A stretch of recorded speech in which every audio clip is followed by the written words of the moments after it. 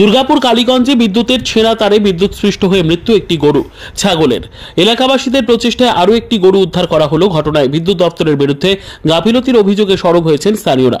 স্কুলের গেটের সামনে বিদ্যুতের একটি ট্রান্সফরমার রয়েছে। অভিযোগ, ওই বিদ্যুতের খুঁটি থেকে তার বিপজ্জনকভাবে পড়ে রয়েছে দীর্ঘদিন।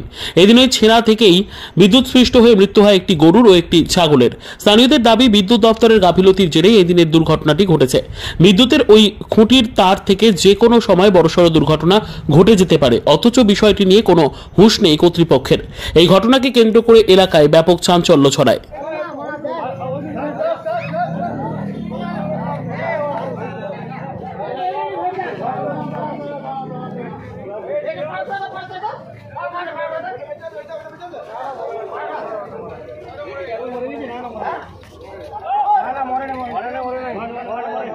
বেঁচে আছে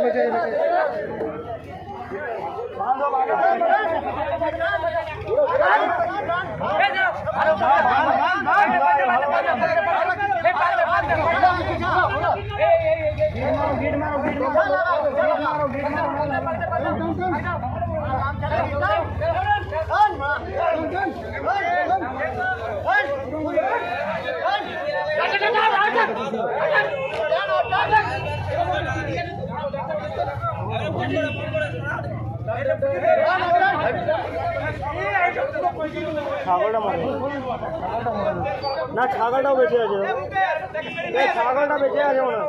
খুব ওরকম আত্মা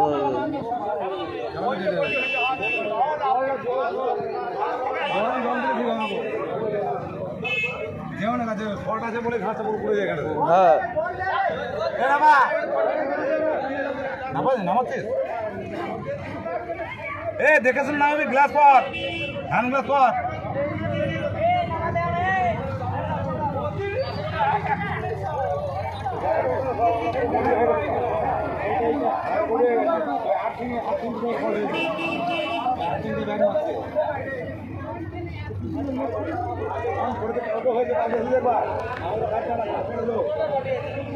ঘিরে দিতে হবে। ফল্ট হয়েছে,